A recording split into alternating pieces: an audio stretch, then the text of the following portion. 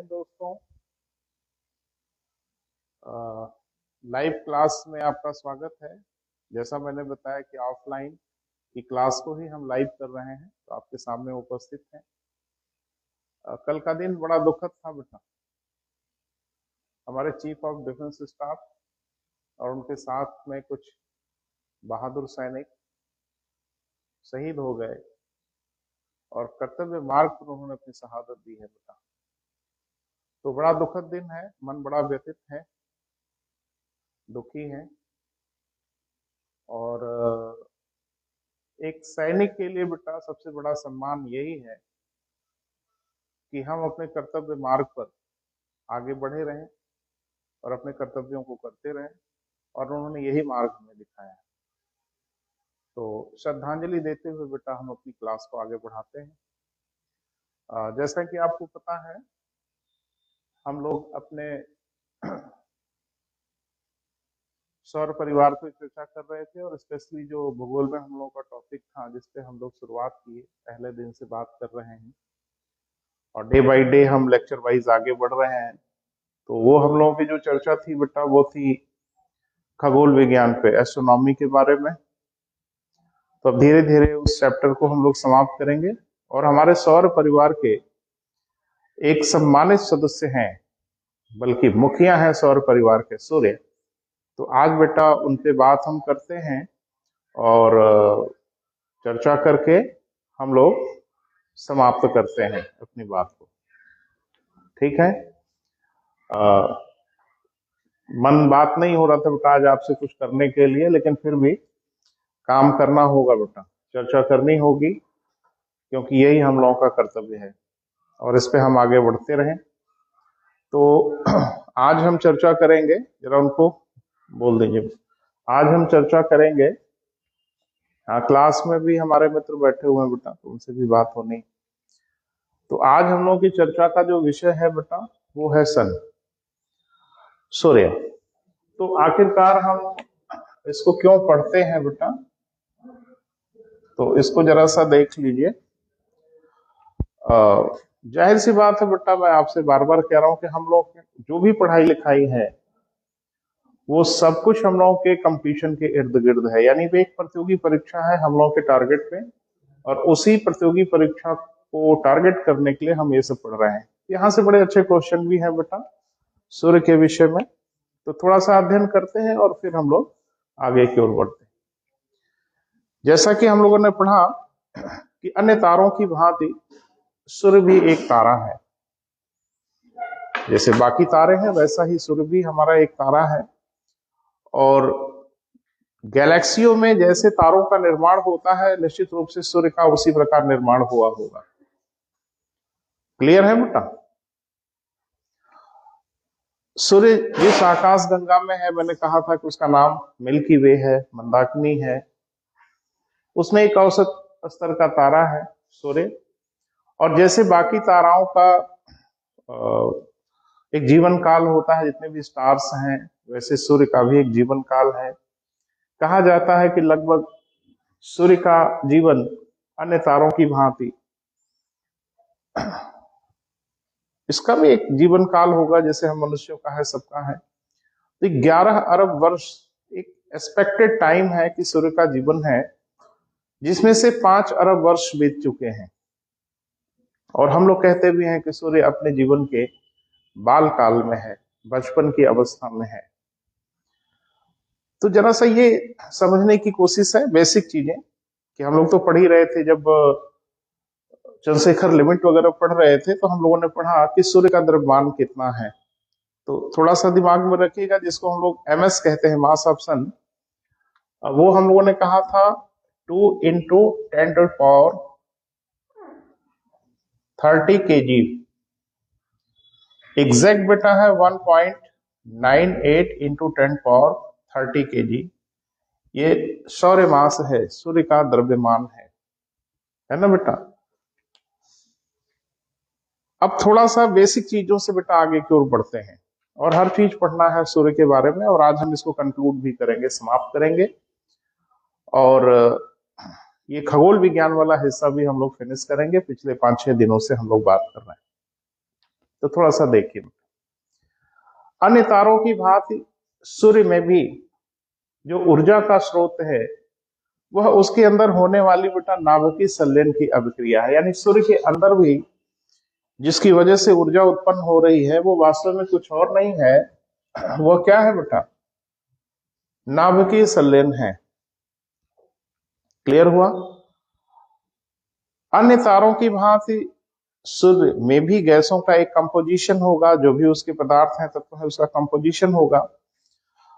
एक जिज्ञासा आपके मन में होती है और बच्चों के भी मन में होती है कि हम सर किसी तारे का कंपोजिशन कैसे बता देते हैं। जैसे अगर हम सूर्य की बात करें तो सूर्य में जो कंपोजिशन है वो अबाउट 71% हाइड्रोजन है, 26.5% हीलियम है और 2.5% अदर एलिमेंट पदार्थ हैं। आपने पढ़ा था, मैंने लिखाया था आपको कि एक औसत तारे में लगभग 70% हाइड्रोजन होता है।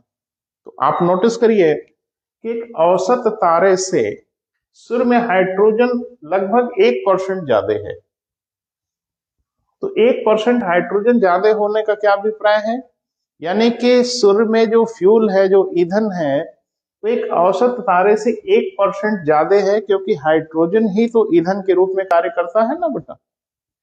और इसी का संलयन होता है, फ्यूजन होता है और जिससे ऊर्जा की उत्पत्ति होती है। इसी को देख के हम लोग बताते हैं कि सूर्य अभी अपने बाल काल में है, यानी अभी वो ज्यादा ईंधन अपने पास रखा है। क्लियर है बेटा? और जाहिर सी बात है कि ये ईंधन जलेगा, ऊर्जा उत्पन्न होगी।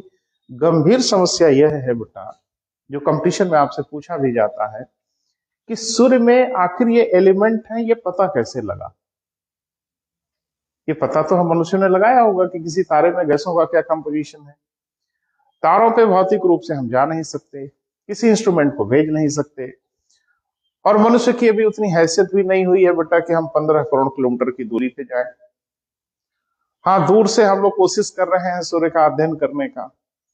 हमारी जो औकात हुई है 21वीं सदी तक जाते जाते कि वह मुश्किल से हम चंद्रमा तक पहुंच पाए, जिसकी आप दूरी कह लें तो लगभग 4 लाख किलोमीटर की दूरी है, और सूर्य की दूरी तो बेटा 15 करोड़ किलोमीटर के आसपास है। तो एक बात जरा विचार करिए एक विद्यार्थी की हैसियत से,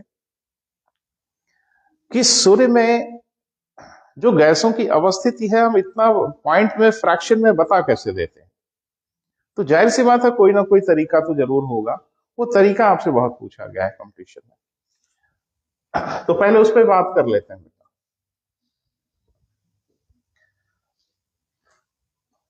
एक वैज्ञानिक थे, उनका नाम बाय द वे हो सकता है आपकी नजर से गुजरा हो, फ्राउनहोफर।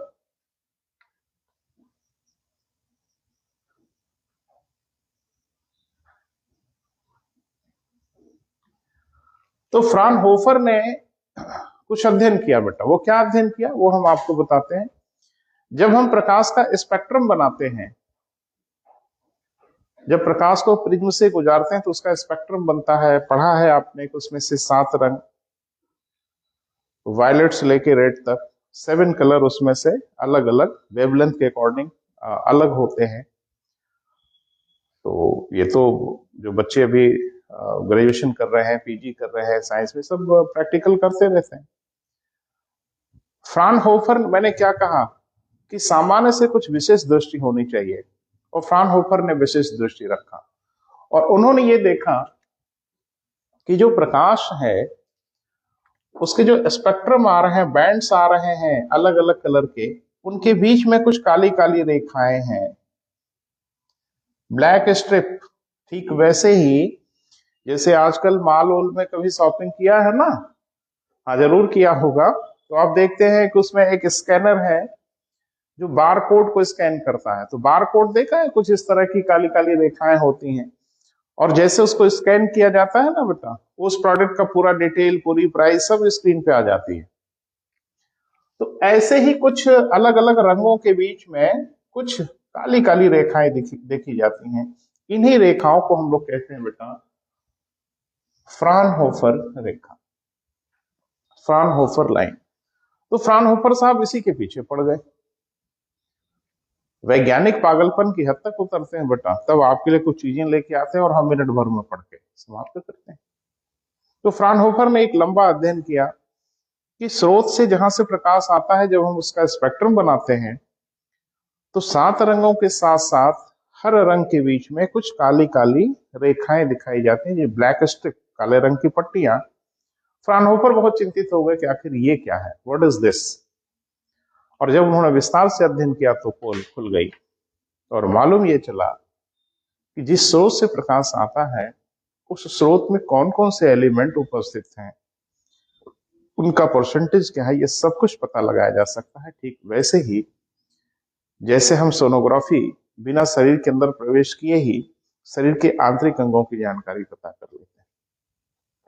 तो फ्राउनहोफर रेखाएं ना बेटा पूरे स्रोत की जन्म कुंडली लेके आती हैं और इन्हीं का अध्ययन करके ये पता चल पाता है कि स्रोत में कौन कौन से एलिमेंट है। तो फ्राउनहोफर रेखाओं के माध्यम से ही हमें पता चल पाया कि सूर्य में जो हाइड्रोजन है वो 71% है और एक औसत तारे में कितना है बेटा, 70% है। तो 1% का डिफरेंस है ना बेटा। तो एक बच्चे ने कहा कि सर 1% का डिफरेंस कौन सा बहुत ज्यादा डिफरेंस है। ये 1% का मतलब क्या है बेटा, वो थोड़ा आपको मैं समझाता हूं। अभी सूर्य के पास हाइड्रोजन गैस बहुत अधिक है। एक दिन मैंने आपको बताया था कि पूरे सोलर सिस्टम का जो द्रव्यमान है, जो मास है पूरे सोलर सिस्टम का, उसका 99.9% मास अकेले सन के पास है। और बच कितना गया बेटा, 0.1%। इस 0.1% में 8 ग्रह, अवांतर ग्रह, उपग्रह, एस्टेरॉइड्स, कॉमेट सब मिला जुला के। तो बस आप ये अंदाजा लगा लें कि इसी 1% में 8 ग्रह हैं, उनके उपग्रह हैं, अवांतर ग्रह हैं, धूम्रकेतु हैं, सब मिला के हैं। तो इसका तो 10 गुना। बोले बेटा, तो बहुत अपार अभी हाइड्रोजन गैस है। और धैर्य रखिए, सूर्य को जाने में अभी बेटा टाइम है, अभी उसको जाने में वक्त लगेगा। क्लियर है? 12। तो थोड़ा सा इसको बेटा समझते हैं हम लोग, प्रयास करते हैं। दूसरा मैंने बताया कि क्या सूर्य अपनी जगह पे स्थिर है। हम लोग यही पढ़ते हैं कि सूर्य तो सोलर सिस्टम के सेंटर में है, बाकी ग्रह उसका चक्कर लगाते हैं। तो थोड़ा सा इस पे भी बात कर लेते हैं बेटा। क्या सूर्य अपने स्थान पे स्थिर है या कोई गति करता है? तो अगर ध्यान से आपने लेक्चर सुना होगा तो आइडिया लग रहा होगा। सूर्य अपने स्थान पे स्थिर तो है, लेकिन वो अपनी आकाश गंगा का चक्कर लगा रहा है। हाँ, अकेले नहीं, अपने पूरे परिवार को साथ में लिए दिए, यानी सारा कुनबा भी उसके साथ साथ आकाश गंगा का चक्कर लगा रहा है। तो सूर्य एक गति कर रहा है बेटा, वो अपनी गैलेक्सी का एक चक्कर लगा रहा है। और मैंने आपसे कहा था उसे भी वर्ष कहते हैं। एक चक्कर लगाने में लगे हुए समय को वर्ष तो कहा ही जाएगा, लेकिन उसे हम लोग कॉस्मिक वर्ष कहते हैं, कॉस्मिक ईयर कहते हैं। लगभग 25 करोड़ वर्ष लगता है सूर्य को अपनी आकाशगंगा का एक चक्कर लगाने में। तो एक बात तय हो गई कि सूर्य अपनी आकाशगंगा में स्थिर नहीं है बेटा, वो अपनी आकाशगंगा का चक्कर लगा रहा है। साथ में सारे परिवार के लोग भी उसके साथ साथ घूम रहे हैं। बाकी जो गतियां जिसको करना है वो तो कर ही रहा है, साथ में सूर्य का पीछा नहीं छोड़ रहे। एक बात और कि क्या सूर्य अपनी एक्सिस पर स्थिर रहता है या चक्कर लगाता है? तो इसका जवाब यह है बेटा कि सूर्य अपने अक्ष पर भी चक्कर लगाता है। तो तथ्यात्मक चीजें हैं, बच्चे पढ़ लेते हैं। तो सूर्य अपनी एक्सिस पर चक्कर जो लगाता है वो किधर से किधर लगाता है। तो कहीं बच्चे पढ़े होते हैं तो फटाक से एक बच्चे ने कहा कि सूर्य पूरब से पश्चिम की ओर अपनी एक्सिस पे चक्कर लगाता है, जबकि पृथ्वी पश्चिम से पूरब की ओर चक्कर लगाती है सूर्य का। अपनी एक्सिस पर। परेशानी यह है मित्र कि पूरब तो खुद ही सूर्य के सापेक्ष एक घटना है जिसको हम लोग पूरब कहते हैं। समस्या यह है कि सूर्य पर पूरब किधर होगा? भाई धरती से पूरब तो उधर होगा जिधर सूर्योदय होता है, लेकिन सूर्य पे आप अगर पूरब से पश्चिम बोलते हैं तो भूगोल के हिसाब से आप बिल्कुल गलत बोलते हैं, क्योंकि सूर्य पर किधर पूरब है? सूर्य पे तो हर तरफ धरती पे पूरब पश्चिम आप बोले बात समझ में आती है, लेकिन सूर्य पे जाके अगर आपने पूरब से पश्चिम बोला तो मुझे लगता है आप एक ब्लंडर कर रहे हैं। तो ध्यान रखिएगा, उसको हम लोग भूगोल में कभी भी पूरब पश्चिम बोलना ठीक नहीं है, नहीं बोला जाता। समझने के लिए हम लोग बोलते हैं, आप समझ भी लेते हैं, किताबों में भी लिखा होता है, लेकिन ज्योग्राफी में पूर्व पश्चिम जैसा शब्द नहीं है। ज्योग्राफी में या तो क्लॉकवाइज दक्षिणावर्त या तो एंटी क्लॉकवाइज वामावर्त, तो इस शर्त पे बोलना होगा बेटा।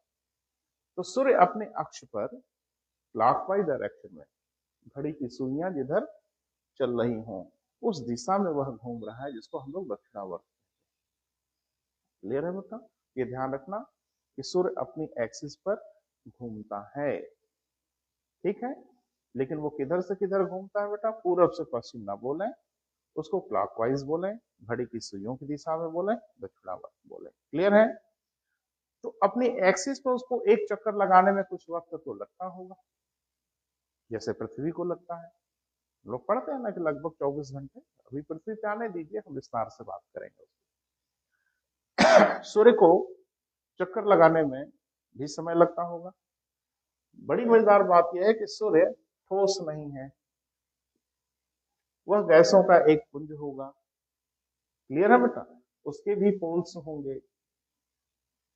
अब समस्या यह है कि सूर्य को चक्कर लगाने में कितना वक्त लगता है। धरती क्योंकि सॉलिड है बेटा, ठोस है, इसका प्रत्येक बिंदु एक निश्चित समय में ही चक्कर लगाता है।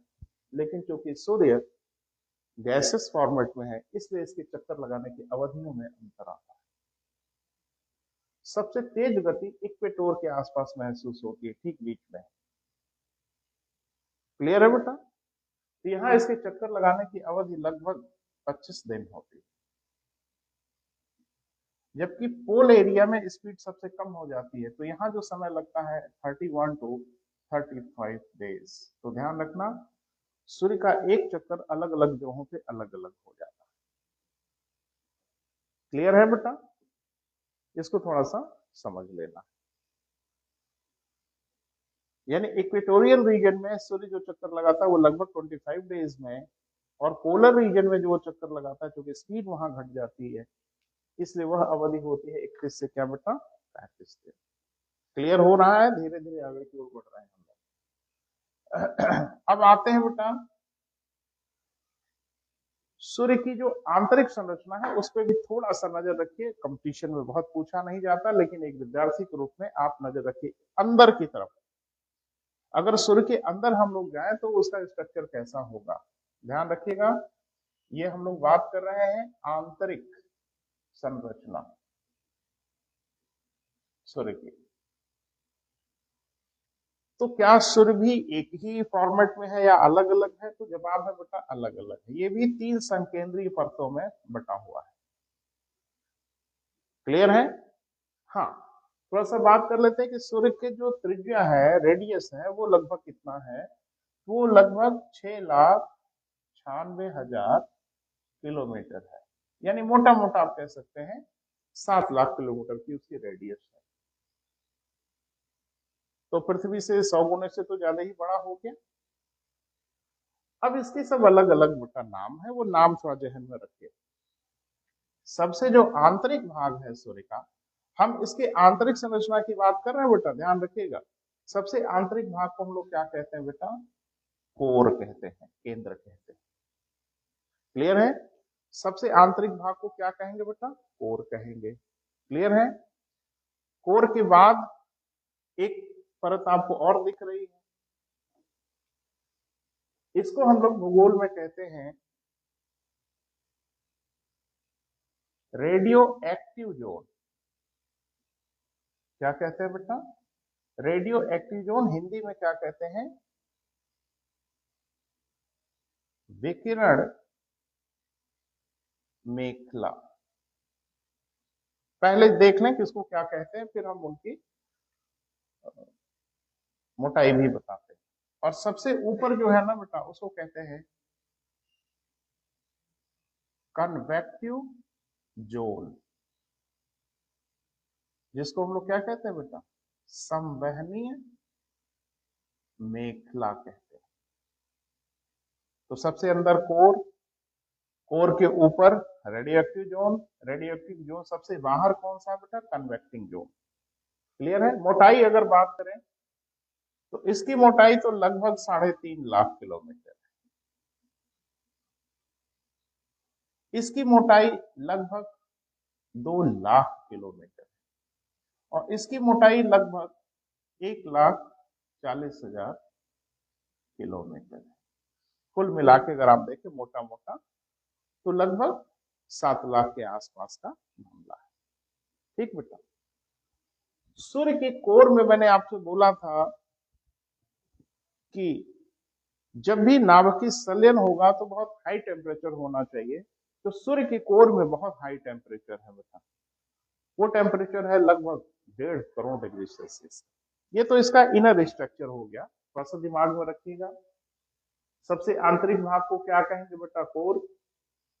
कोर के ऊपर एक आवरण है जिसको हम लोग क्या कहेंगे बेटा, विकिरण मेखला, रेडियो एक्टिव जोन। और सबसे ऊपर जो सूर्य की सतह का भी निर्माण कर देता है उसको हम लोग क्या कहते हैं, कन्वेक्टिंग जोन या संवहनीय मेखला कहते हैं। थोड़ा सा दिमाग में रख लीजिए, आगे बढ़ते हैं बेटा। अब हम लोग ये देखते हैं सूर्य की जो बाहरी संरचना है उसको जरा सा समझने का प्रयास करते हैं। सॉरी। तो अब ये हो गया बेटा सन की सरफेस। कोर तो यहाँ है ही है, तो उसको अभी तो इनर स्ट्रक्चर हम लोगों ने देखा। अब हम लोग इनर स्ट्रक्चर नहीं, बाहर की तरफ बढ़ रहे हैं। ये इसका कोर है बेटा सन का, ये इसकी सरफेस है। सूर्य की सतह को क्या कहते हैं, इसको हम लोग कहते हैं फोटोस्फीयर।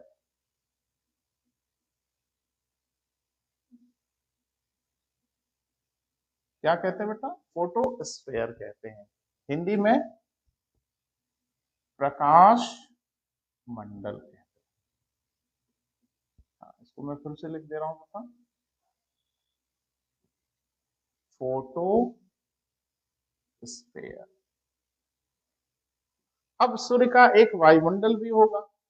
बड़ी मजेदार बात है कि सूर्य खुद ही गैसेस फॉर्मेट में है, इसका वायुमंडल भी है। तो जवाब है जी, इसके वायुमंडल को हम लोग कहते हैं बेटा क्रोमोस्फीयर।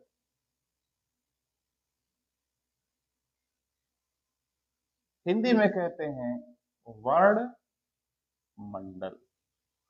अब इसके बाहर एक मंडल और कल्पना हम लोग करते हैं जो आजकल बड़ा कोहराम मचाए हुए है ना, उसी के नाम से इसका नाम हुआ, जिसको हम लोग कहते हैं कोरोना। हाँ ध्यान रखिएगा, इस कोरोना से इसका लेना देना नहीं, लेकिन नाम यही वाला है।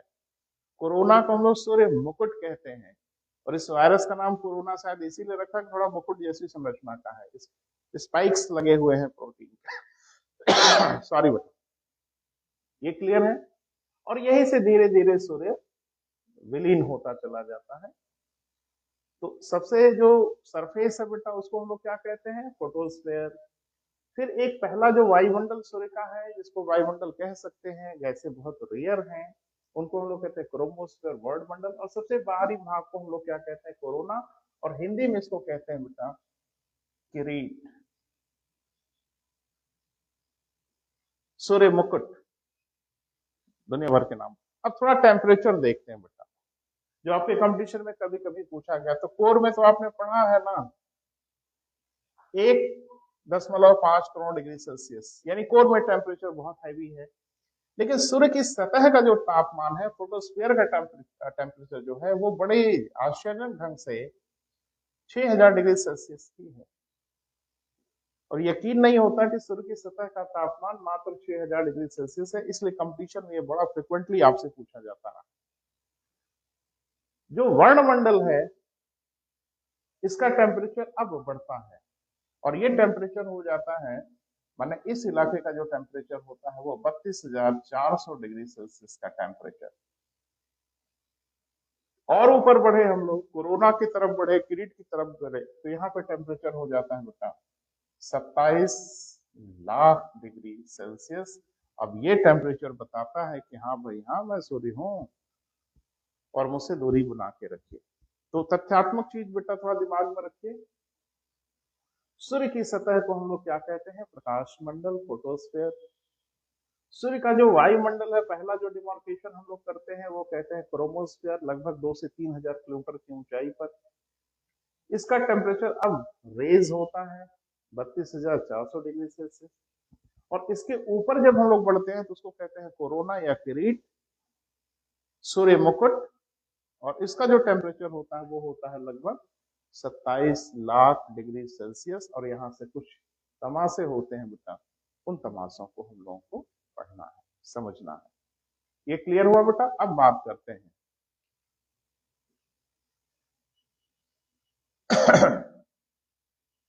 सूर्य की जो सतह है ना बेटा, सरफेस है, जिसको हम लोगों ने क्या नाम दिया था? प्रकाश मंडल। वहां से सोलर फ्लेरस, सौर्य ज्वालाएं निकलती रहती है और ये लाखों किलोमीटर लंबी होती हैं और पूरे ब्रह्मांड में, यूनिवर्स में फैलने की कोशिश करती हैं। अब ये क्या होती है बेटा, उनको समझ लें। फ्लेम्स, जहां आग लगती है ना, आप देखते हैं बड़ी फ्लेम फील होती है।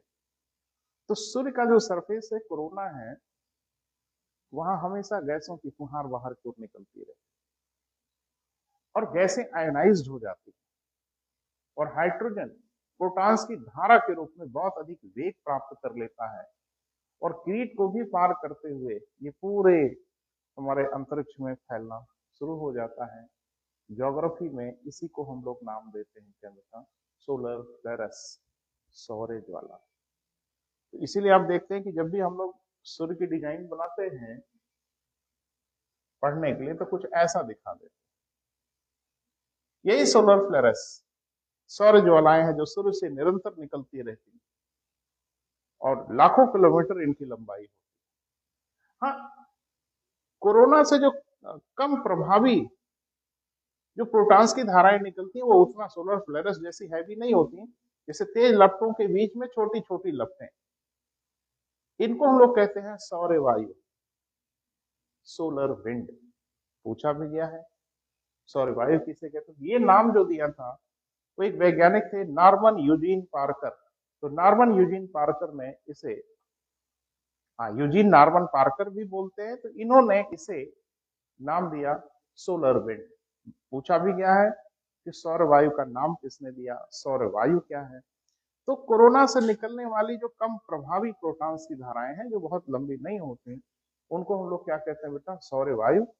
और जो ज्यादा प्रभावी होती हैं, बहुत दूर तक जाती हैं, उनको हम लोग नाम क्या दे देते हैं बेटा? सोलर फ्लेरस। क्लियर हुआ? एक बिंदु और है बेटा सूर्य के बारे में, उस पर भी बात करें, जिसको हम लोग कहते हैं सन स्पॉट। हिंदी में इसको हम लोग कहते हैं सौर्य कलंक, सौर्य धब्बे। कंपटीशन के लिए बेटा बहुत जरूरी है, तो थोड़ा सुन लीजिए। सौर्य कलंक या सौर्य धब्बे क्या है? ध्यान रखिएगा बेटा, आज के बाद हम लोग ये खगोल विज्ञान वाला जो इलाका था इसको हम लोग कंप्लीट करेंगे और अब हम लोग अंतरिक्ष से बाहर निकल के पृथ्वी की तरफ आ जाएंगे और पृथ्वी पे अब चलेंगे फिरेंगे और पृथ्वी को विस्तार से समझने की कोशिश करेंगे। बहरहाल ये क्या है बेटा, सन स्पॉट क्या है, थोड़ा सा इसको समझने का प्रयास करिए। सन स्पॉट वास्तव में क्या है कि जो सूर्य की सतह है ना बेटा, अभी आपने पढ़ा कि जो सूर्य की सतह है इसको हम लोगों ने क्या नाम दिया था बेटा? Photo sphere. बोले इसका टेम्परेचर कितना पढ़ा था अभी? 6000 डिग्री सेल्सियस, केल्विन भी कह लें, वो 273 का डिफरेंस आएगा तो बहुत परेशान होने की जरूरत। ये देखा गया कि ये तो ऑलरेडी कम तापमान है, लेकिन इस तापमान से भी कम तापमान सूर्य की सरफेस पे कहीं कहीं दिखाई देता है। क्लियर है बेटा? और ये जो एक इलाके दिखते हैं सूर्य की सतह पर, इनका टेम्परेचर बहुत कम होता है, लगभग 1500 डिग्री सेल्सियस। इन्हीं को हम लोग सन स्पॉट कहते हैं, क्योंकि सूर्य की सतह पर ये धब्बे जैसे दिखाई देते हैं। क्योंकि 6000 डिग्री सेल्सियस के सामने अगर कोई इलाका ऐसा है जिसका टेम्परेचर मात्र 1500 डिग्री सेल्सियस हो, तो काला धब्बे जैसा दिखेगा। इसी को हम लोग ज्योग्राफी में सन स्पॉट कहते हैं। अब बड़ी मजेदार बात है कि इनका एरिया 1500 किलोमीटर से 50,000 किलोमीटर तक का होता है। अब वैज्ञानिक ये चिंतित हो गए कि आखिर ये क्या चीज है। तो बाद में मालूम चला ये वास्तव में सूर्य की सतह पर एक क्लोज मैग्नेटिक फील्ड है, बंद चुंबकीय क्षेत्र है, जो अपने अंदर फोटॉन्स को घुसने नहीं देते, रिपेल कर देते हैं। इसलिए उनका टेम्परेचर सरफेस के टेम्परेचर से भी कुछ कम होता है। अध्ययन अभी भी हो रहा है बेटा, लेकिन कुछ अध्ययन हुआ है। तो जो सन स्पॉट हैं वो वास्तव में क्या है बेटा, सूर्य की सतह यानी फोटोस्फीयर पर क्लोज मैग्नेटिक फील्ड है, बंद चुंबकीय क्षेत्र है। और ये मैग्नेटिक फील्ड इतने हैवी होते हैं, इतने प्रभावी होते हैं कि धरती को भी प्रभावित करने लगते हैं, पृथ्वी को भी प्रभावित करते हैं। क्योंकि इसका प्रभाव हम मनुष्य महसूस नहीं कर पाते, इसका प्रभाव हमारे डिवाइसेस महसूस करते हैं, जो इलेक्ट्रॉनिक डिवाइसेस हैं। कहा जाता है कि जब सन स्पॉट क्रिएट होता है तो पृथ्वी पर मैग्नेटिक स्टॉर्म आते हैं, चुंबकीय चक्रवात आने लगते हैं। और कम से कम जो हमारी बेतार संचार व्यवस्था है वह तो अस्त व्यस्त हो ही जाती है। क्लियर है बेटा? इसकी एक मजेदार बात यह भी देखी गई कि जिस स्थान पे ये दिखाई देते हैं सन स्पॉट, वहां पे 1-2 दिन से लेकर 2-3 महीने तक बने रहते हैं।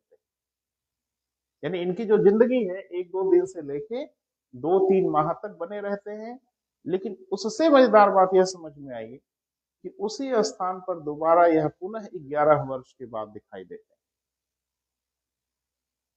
क्लियर है बेटा? यानी सूर्य की सतह पे जहां ये उत्पन्न होते हैं वहां 1-2 दिन से लेके 2-3 महीने तक रहते हैं। और जब वो विलुप्त होते हैं तो उस स्थान पे पुनः 11 वर्ष के बाद फिर सन स्पॉट दिखाई देता है। तो ये कह सकते हैं कि इनकी लाइफ साइकिल 11 वर्ष की है। 11 वर्ष के उपरांत फिर उत्पन्न होंगे, फिर ये समाप्त होंगे। लेकिन जब ये उत्पन्न होंगे बेटा, तो पृथ्वी पर अप्रत्यक्ष रूप से एक चक्रवात आने लगता है, जिसको हम लोग कहते हैं मैग्नेटिक स्टॉर्म। और ध्यान रखिएगा, पृथ्वी का भी एक चुंबकीय क्षेत्र है जिसका अध्ययन वॉन एलन ने किया था। इसीलिए पृथ्वी के चुंबकीय क्षेत्र को वॉन एलन बेल्ट के नाम से जाना जाता है। और ये धरातल से 750 किलोमीटर की ऊंचाई तक पाया जाता है। क्लियर हुआ बेटा? अब एक बिंदु और रह गया बेटा, उस पर भी बात कर लेते हैं। कभी नाम सुना आपने बेटा डायमंड रिंग? हाँ साहब, वो ज्वेलरी की दुकानों पे हम लोग सुनते हैं डायमंड रिंग, हीरक वलय कहते हैं डायमंड रिंग। रिंग भाई वही जो रिंग है, उसको हम लोग हिंदी में क्या कहते हैं, हीरक वलय। तो ध्यान रखना, ये ज्वेलरी की दुकान वाला मामला नहीं है, ये खगोलीय घटना का मामला है। तो ये क्या होता है यह भी आपसे पूछा गया है, उस पर भी जरा नजर रखिए। कहा यह जाता है बेटा कि जब पूर्ण सूर्य ग्रहण होता है, ध्यान रखना कब,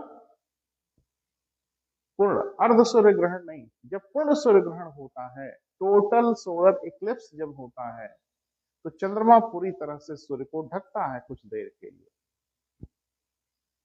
तो चारों तरफ चंद्रमा के इस तरह की एक प्रकाश की रेखा दिखाई देने लगती है, बीच में अंधेरा, और बाहर वो प्रकाश की एक रेखा दिखाई देने लगती है जो एक रिंग जैसी दिखाई देती है। और आप देखेंगे तो पूर्ण सूर्य ग्रहण में थोड़ी देर के लिए ही, लेकिन ये बड़ा मनोहारी दृश्य होता है।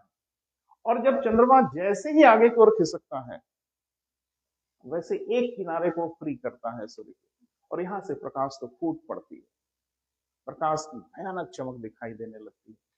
तो पूरा जो दृश्य होता है बेटा, वो एक हीरे की अंगूठी जैसा दिखाई दे रहा है, चारों तरफ एक रिंग, और जहां से चंद्रमा ने सूर्य को थोड़ा सा छोड़ा है वहां से प्रकाश निकल पड़ता है, और उसी को हम लोग बोलते हैं क्या बेटा, तो ध्यान रखना, डायमंड रिंग एक खगोलीय घटना है बेटा, है ना। वो डायमंड रिंग आम बोलचाल में जो भी कहते हो, लेकिन इसको भी हम लोग डायमंड रिंग ही कहते हैं, हीरक वलय कहते हैं।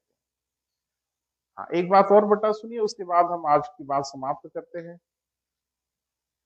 जब पूर्ण सूर्य ग्रहण होता है तो भी धरती पे प्रकाश रहता है, अंधेरा नहीं होता पूरी तरह से। यह जो प्रकाश होता है वो कोरोना के प्रकाश से ही धरती प्रकाशित होती है। उस समय जो भी प्रकाश आ रहा होता है वो किसका प्रकाश होता है बेटा, कोरोना का। तो अब क्लास बेटा हम आज समाप्त करेंगे। मन बड़ा दुखी था, व्यथित था, मन नहीं हो रहा था आपसे बात करने के लिए, पूरा देश दुखी है। हमने अपने बहादुर सैनिकों को खोया है, उन्होंने शहादत दी है अपने कर्तव्य मार्ग पर। तो उनको फिर से नमन करते हुए बेटा, श्रद्धांजलि देते हुए हम अपनी बात को समाप्त करते हैं। जय हिंद दोस्तों, फिर मिलेंगे।